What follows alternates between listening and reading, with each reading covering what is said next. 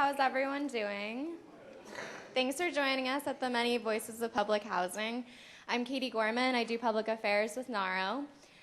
This is my first time organizing this session, and I know that it's been a great one over the last couple years. Dorothy Carty Daniel, a legend in her own right, has been, she's the creator of this, and she'll tell you more about it, but I just wanted to briefly introduce her. She's been with NARO for many years, and she currently serves as the chairman of the Perth Amboy Housing Development Corporation. No? Yes? Perth Amboy Housing Authority. Housing Authority. So without further ado, I'll hand it over to Dorothy, and please enjoy the session. Good morning. Good morning. Please don't mind if I sit. That gentleman over there told me to turn this thing on, but my voice is so loud it carries anyway. Can you hear me? Okay. As she said, as Katie said, my name is Dorothy Carty Daniel, and I'm a commissioner in a town in New Jersey that looks right across the river to New York, to Staten Island. In fact, if you stand on my front porch, Staten Island is right there, because I live on the water, and there's the Raritan Bay that separates us. I have been a commissioner for 27 years. I am an educator, former educator, and a counselor. And I went to school to get my undergraduate and my master's for one reason. I had a lousy marriage and 3 children. And I lived in public housing. And I knew that I needed to support my children properly. So every day I went to work, and every day I went to school until I got my master's. It wasn't easy, but it was worth it. And I was fortunate in life to become ill. And when I say fortunate, I don't want you to think I'm crazy, but I made a bargain with God that if he let me live, because I do have a terminal illness, if he let me live, I would do his work here on earth. And I've kept that promise. And I work with our local police department as a counselor, because I am a trained counselor, and our housing authority, and my church, and everything, to keep my mind active and to help where I'm needed. And I was telling our panel a little while ago, the reason why I started this particular program, because this is the 4th one we're doing. We do it every summer, the Voices of Public Housing, because I was an elected school board member, and a young man, his name is Eugene Troach. He lived in public housing in our high-rise that no longer exists. It wasn't a good place to live. It was, as high-rises go, anybody that knows about them knows, there were warehouses for children. And we've taken them down. But when Eugene was a young man, a young boy, he lived there with his family. And he wasn't the best student. He had stayed back at one point, maybe I think in the 2nd grade. And then he was now in the 5th grade and in danger of failing again. And he tells me that he had an epiphany. Now, I don't know if the epiphany was at the back of his mama's hand on his butt, or an epiphany that was the grand design, but he did. And he started to study, and he turned his grades around. And Eugene graduated from high school as the valedictorian of his class, the kids from the projects. Now, there's another part to that story that made me start this series.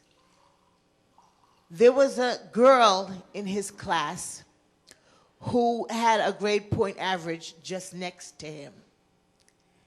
And her mother worked for the Board of Education. and she was not going to allow this Puerto Rican kid from the projects to be the valedictorian of the school. And that went back and forth for a week or so. And they gave in. And they made them co-valedictorians, and that bothered me because Eugene was the valedictorian. And you know what? He was very gracious about it. He accepted it for what it was. Today, Eugene is the attorney for the Supreme Court of the state of New Jersey.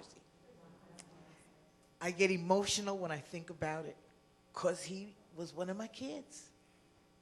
I taught that boy. Well, you do know you're old when you've taught someone like him. I also taught our mayor, and I also taught our chief of police. So,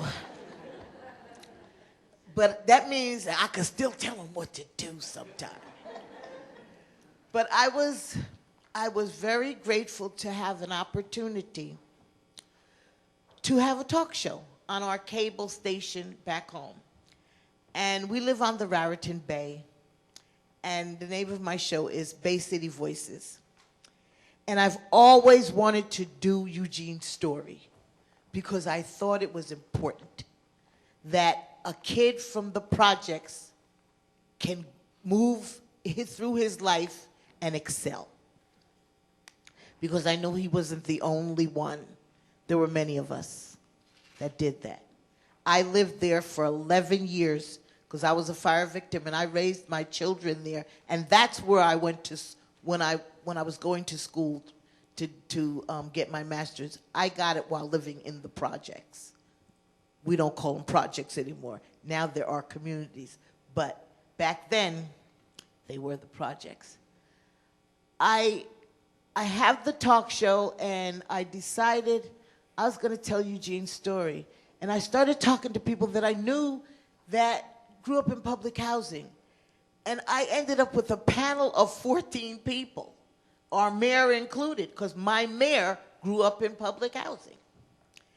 And that was one great program. It was, because it's cable, you don't really have a time limit, but I expected it to be an hour. It ended up being an hour and a half because they just kept talking about their experiences and growing up in that kind of a enriched community. Because living in public housing, as if you heard Greg Mathis talk about it, back in the day, I was everybody's mama, okay? And I could control everybody's kids, and they mine. My doors were always open. I never locked the door to go to work. And I never had my house broken into. I stopped locking doors because my kids lost the key every week. And when you go to Mr. Deckoff, who runs the key store in our town, and as I walk in, he's already got the key ready for me because he knows I'm coming, you know, just don't even lock the door. So I lived in that environment, and I'm still very close to the people and the neighbors that we had. We all had each other's back. And it was a wonderful place to live. We had the swimming pool where all the kids came from all across the town to swim. We had the basketball courts where all the kids came to play basketball. It was a true community. And my daughter, who did the show for me, her and I had never really talked about it. But when she did the show, she said something that impressed me. She said it was the best years of her life. Growing up in Delaney Homes was the best years in her life. And I was surprised to hear her say that. Happy, but surprised. So I showed NARO, National NARO, the tape of the show. And that's how this got started.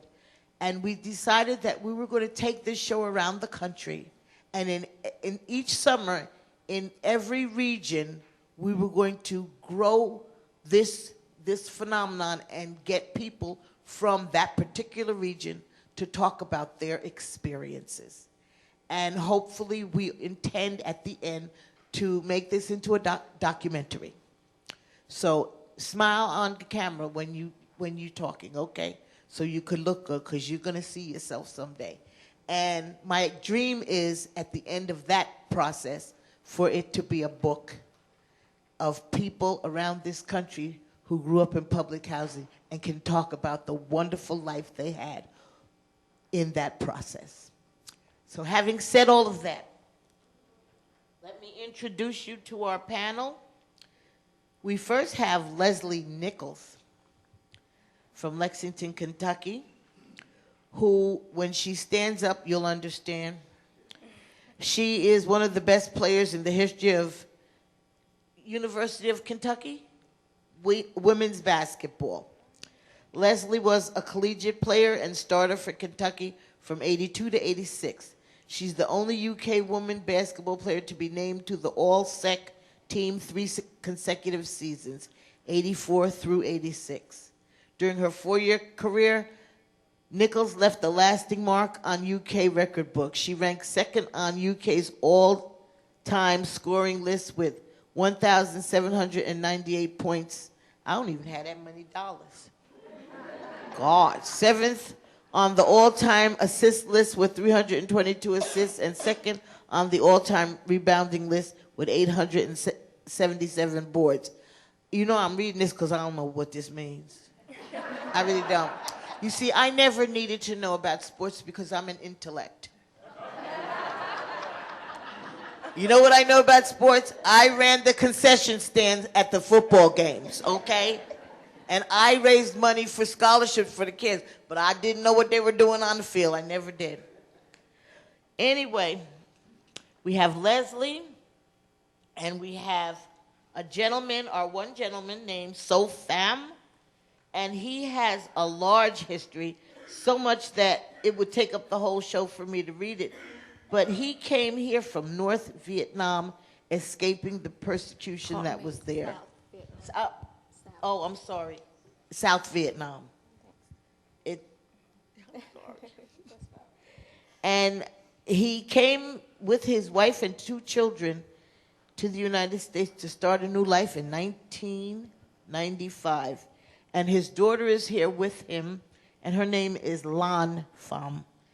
And she will be interpreting for him. He has a nice little bio here, and they'll tell you some of his experiences. We also have a young lady named Hilda Sarver. And Miss Hilda, as she's fondly known. And she's one of the movers and the shakers in the Housing Authority. And if I know without even reading, she's the one that gets stuff done. She's the one everybody comes to when there's a problem, and she solves it for them in whatever way she can. But success is what she strives for, and failure is never an option. Am I right, Hilda? I knew that. Because we're made from the same cloth. All right, and Kanisha Rodney from Louisville, Kentucky, right here. And she's been a participant at the Family Scholar House, an education program for disadvantaged student parents, since 2009. In 2010, she moved into the Louisville Scholar House. She has 2 daughters, and she's participating in the programs, and it's helping her daughters to focus on their education and journey to self-sufficiency also.